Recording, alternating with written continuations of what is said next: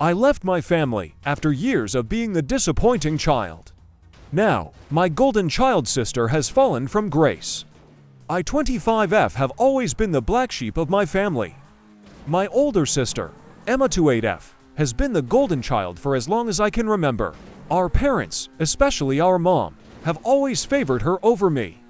It's been this way since we were kids, and it's only gotten worse as we've grown older. Growing up, Emma was always the star student, the popular girl, and the one who seemed to excel at everything she tried. She was captain of the cheerleading squad, got straight A's, and was even voted prom queen. Meanwhile, I struggled with school, had a small group of friends, and preferred spending time in the art room rather than at social events. Our parents never missed a chance to compare us. "Why can't you be more like Emma?" was a phrase I heard all too often. They'd praise her accomplishments endlessly while barely acknowledging mine. When I got a B on a test, they'd ask why it wasn't an A. When Emma got an A, they'd throw a celebration dinner. This pattern continued into our adult lives. Emma went to an Ivy League college on a scholarship, while I chose a state school to study art. Our parents were thrilled about Emma's choice, but skeptical about mine. They constantly questioned my decision, asking if I was sure I could make a living as an artist. I remember the day I told them about my college choice. We were sitting at the dinner table, and I had spent weeks gathering courage to share my decision. When I finally told them, my dad's face fell, and my mom looked like she might cry. Emma, of course, chimed in with, "Are you sure that's a good idea? Art school isn't exactly known for job security." My parents nodded in agreement, and I felt my dreams crumbling before my eyes. Despite their disapproval, I stuck to my decision. Those 4 years in college were some of the best of my life. I finally felt like I belonged somewhere, surrounded by people who understood and appreciated creativity. I thrived in my classes, even making the dean's list several times. But whenever I shared these achievements with my family, they were met with warm responses. "That's nice, dear," my mom would say before quickly changing the subject to Emma's latest accomplishment. After college, Emma landed a high-paying job at a prestigious law firm in the city. I, on the other hand, struggled to find my footing. I worked various part-time jobs while trying to establish myself as a freelance illustrator. Our parents were always eager to hear about Emma's latest case or promotion, but they changed the subject when I tried to talk about my art projects. I remember one particularly painful family dinner about 6 months after graduation. Emma was visiting from the city, and our parents had prepared her favorite meal. The entire conversation revolved around her recent win in court. My mom kept saying how proud she was, and my dad couldn't stop grinning. When I tried to share about a small illustration job I had landed for a local magazine, my mom cut me off mid-sentence to ask Emma about her plans for buying an apartment. The situation at home became unbearable. I was still living with our parents to save money, but the constant comparisons and subtle put-downs were taking a toll on my mental health. Emma had her own apartment in the city, paid for by our parents, of course. Every time she visited, it was like a royal arrival. Our parents would spend days preparing, cleaning the house, and cooking her favorite meals. When she walked in the door, they'd greet her with hugs and excited chatter. My presence, on the other hand, often felt like an afterthought. I tried to talk to them about how I felt several times, but it never went well. They'd accuse me of being jealous of Emma's success or tell me I was being too sensitive. "We just want what's best for you," they'd say, which always felt like code for "we want you to be more like Emma." The constant comparisons affected every aspect of my life. I started doubting my choices, my abilities, and even my worth as a person. There were days when I could barely get out of bed, overwhelmed by feelings of inadequacy and failure. I began to withdraw from my friends, embarrassed by my lack of success compared to my sister. Even my love life wasn't safe from their criticism. When I brought home my first serious boyfriend in college, an art student like me, my parents were less than impressed. They spent the entire dinner grilling him about his career prospects and making thinly veiled comments about the instability of artistic careers. Meanwhile, when Emma brought home her boyfriend, a law student from a wealthy family, my parents practically rolled out the red carpet. Things came to a head last week, I had finally landed a significant illustration project for a children's book series. It wasn't a huge paycheck, but it was a step in the right direction for my career. I was excited to share the news with my family at dinner. As usual, the conversation revolved around Emma's latest achievements. She had just won a big case at work and was being considered for a promotion. Our parents couldn't stop gushing about how proud they were. When there was finally a lull in the conversation, I took my chance. I told them about my illustration project, trying to contain my excitement. My mom's response was, "That's nice, dear, but don't you think it's time you got a real job? You're not getting any younger, you know?" My dad just nodded in agreement. I was crushed. I tried to explain that this was a real job, that it could lead to more opportunities in the future, but they weren't listening.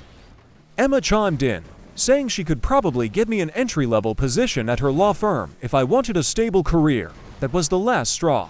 I stood up, my chair scraping loudly against the floor.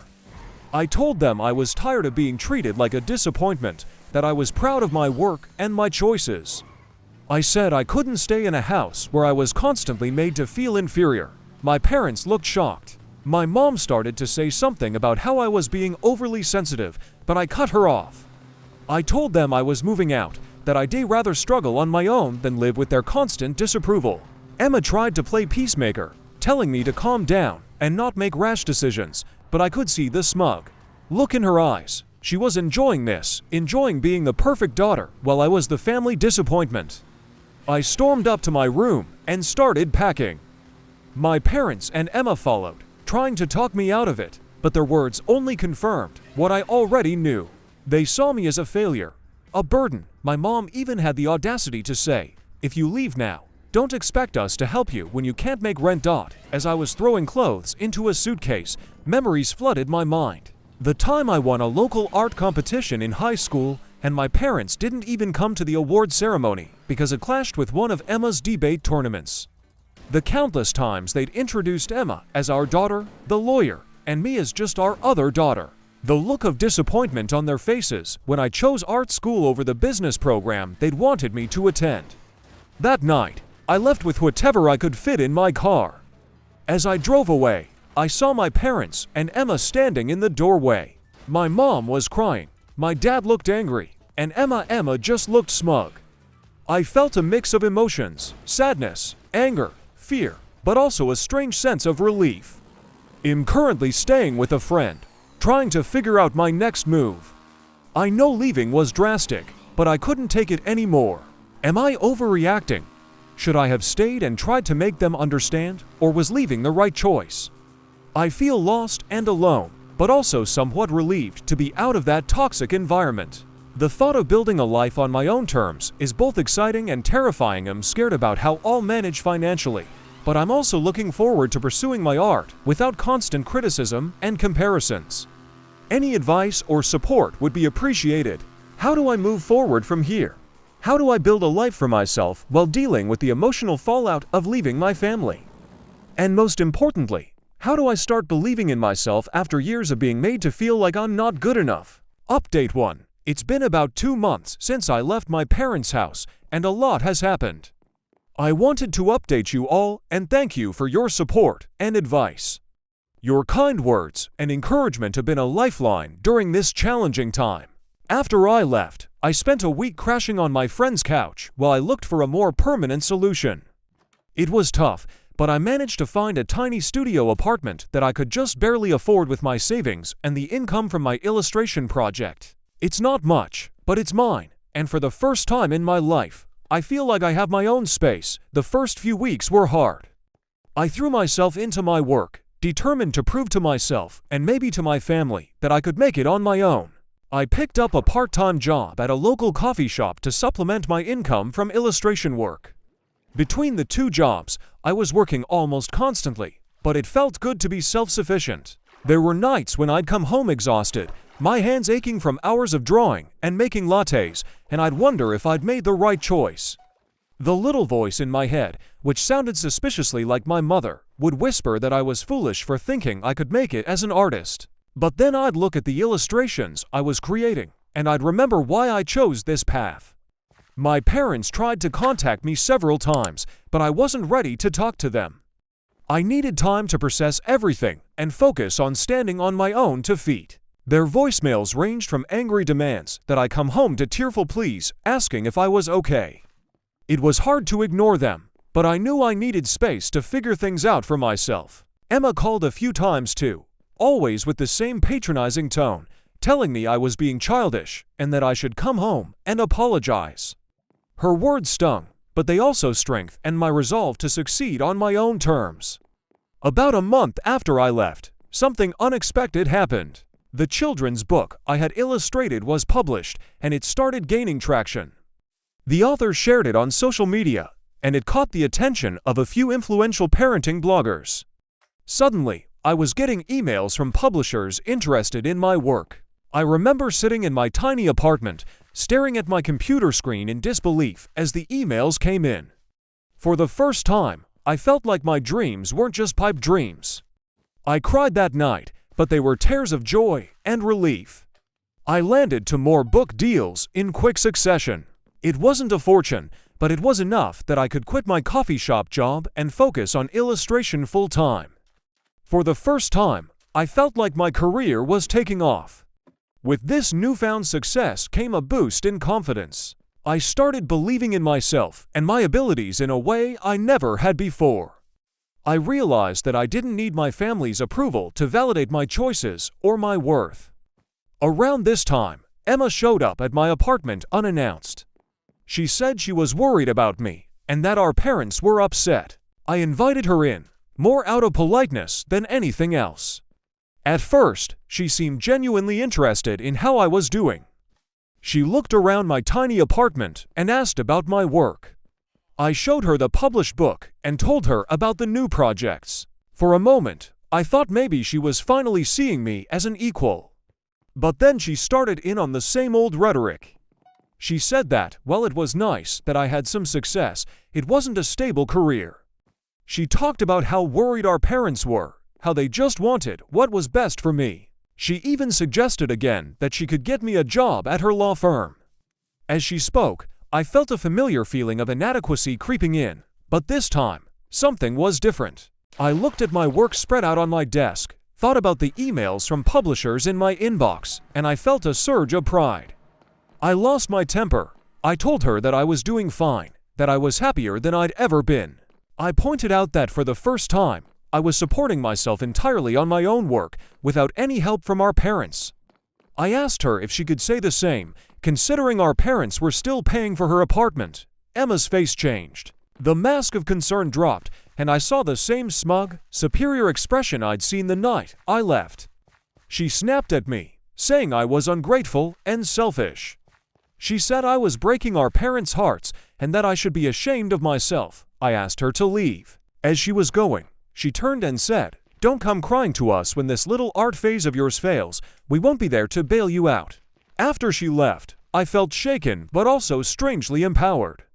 I realized that I didn't need their approval anymore. I was making it on my own, doing what I loved, and that was enough.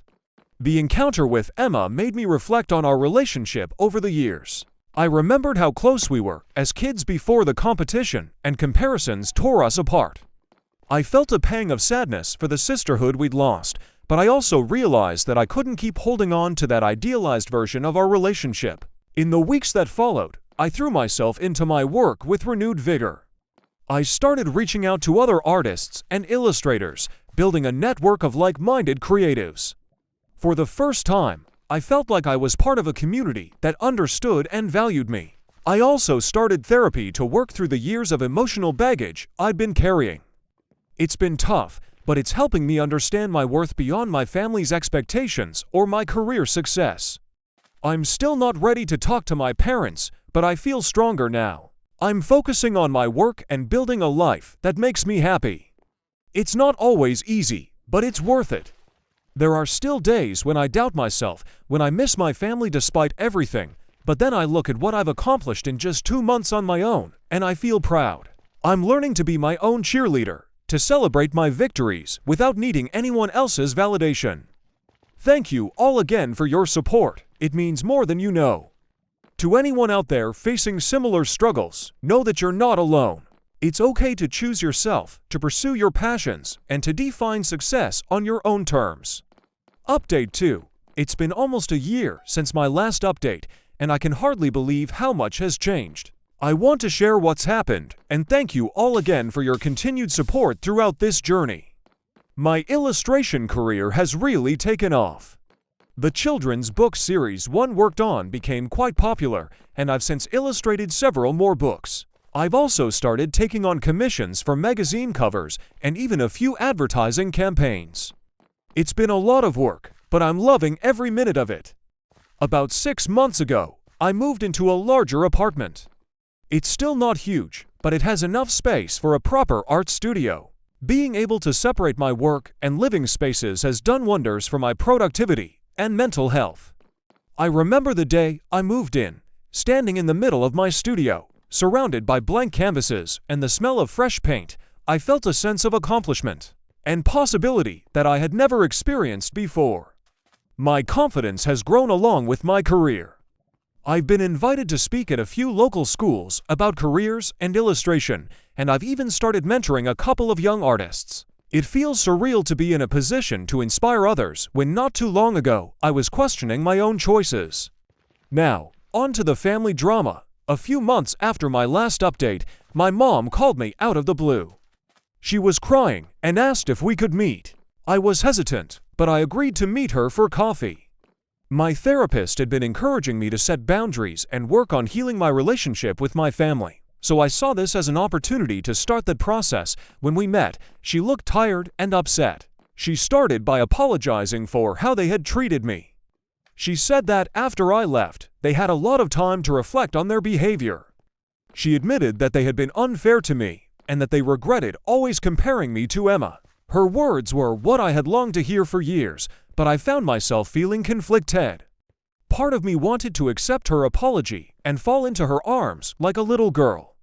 Another part of me was wary, wondering if this was just another attempt to get me to conform to their expectations. Then she dropped a bombshell. Emma had been fired from her job at the law firm. Apparently, she had been falsifying her billable hours and overcharging clients. The firm found out and terminated her immediately. I was shocked. The golden child, the perfect daughter, had fallen from grace. I felt a mix of emotions, surprise, a twisted sense of satisfaction, and oddly, concern for my sister. But that wasn't all. Emma had been living well, beyond her means, relying on our parents to subsidize her lifestyle. When she lost her job, she couldn't keep up with her expenses. She had racked up a huge amount of credit card debt and was facing eviction from her apartment. My parents had been trying to help her, but the situation was dire. They had already spent a significant portion of their savings trying to keep Emma afloat. My mom broke down as she told me this, saying they felt betrayed and didn't know what to do. As I listened to my mom, I realized how much pressure Emma must have been under all these years, always having to be perfect, always having to live up to our parents' expectations. In a way, I felt sorry for her. My mom asked if I would consider coming home for dinner to talk things through as a family. I was conflicted, but I agreed. I felt I was in a stronger place emotionally and could handle it. Now, the family dinner was tense. Emma was there, looking nothing like the polished, confident person I remembered. She was defensive and angry, lashing out at everyone. She accused our parents of not supporting her enough and me of abandoning the family. I stayed calm and stood my ground. I told them about my successes, about how I had built a career and a life for myself without their help. Our parents listened with a mix of pride and regret on their faces. Emma stormed out halfway through dinner. After she left, my parents broke down. They apologized again for how they had treated me and said they were proud of what I had accomplished. They asked if I would consider moving back home. I told them I appreciated the apology, but I wasn't interested in moving back. I had built a life for myself, and I was happy with it. However, I said I was open to working on our relationship and spending more time together. Since then, things have been slowly improving. My parents and I talk regularly now, and they've even come to visit my new apartment. They ask about my work and seem genuinely interested. It's a strange feeling, having them actually listen to me and show pride in my accomplishments. Emma, on the other hand, has cut off contact with all of us.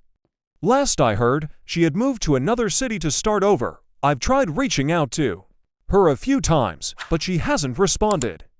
I hope she's doing okay, and that she can find her own path, free from the pressure of being the perfect child. This whole experience has taught me a lot about family dynamics, self-worth, and the importance of following your own path. I've learned that success isn't about living up to someone else's expectations, but about being true to yourself and doing what makes you happy. I've also learned the value of forgiveness. It hasn't been easy, but I'm working on forgiving my parents and Emma, not for their sake, but for my own peace of mind. I've realized that holding on to anger and resentment only hurts me in the long run. My relationship with my parents is still a work in progress. There are moments when old patterns emerge, and I have to remind them and myself that things are different now. But overall, we're moving in a positive direction. They're learning to appreciate me for who I am, not who they wanted me to be. As for my career, it continues to flourish. I've recently been approached about illustrating a graphic novel, which is a dream come true. I'm also considering teaching a course at a local community college, sharing my skills and experiences with others who are passionate about art. Looking back on the past year, I'm amazed at how much has changed. There were moments when I doubted myself, when I wondered if I had made the right choice in leaving. But now I know it was the best decision I could have made. It forced me to stand on my own 2 feet, to believe in myself when no one else did. To anyone out there facing similar family issues, hang in there. Stand up for yourself, pursue your passions, and don't let anyone make you feel less than you are. You never know how things might turn out. Success and happiness can come in many forms, and sometimes the path to finding them isn't the one others have chosen for you. Family dynamics can be complicated, and healing takes time. Be patient with yourself and with others. Set boundaries when needed, but also be open to reconciliation if it feels right. Remember that you have value, regardless of your family's approval or anyone else's expectations. I'm grateful for this community and the support you've shown me throughout this journey. Your encouragement has meant more than you know. Thank you for being there during the tough times and celebrating the victories with me. As I look to the future, I'm excited about what's to come. I feel like I'm finally living life on my own terms, pursuing my passions, and building meaningful relationships. It's not always easy, but it's genuine and fulfilling in a way I never experienced before. Thank you all again for your support throughout this journey. It's meant the world to me. Here's to following our dreams, healing old wounds, and creating the life we want to live.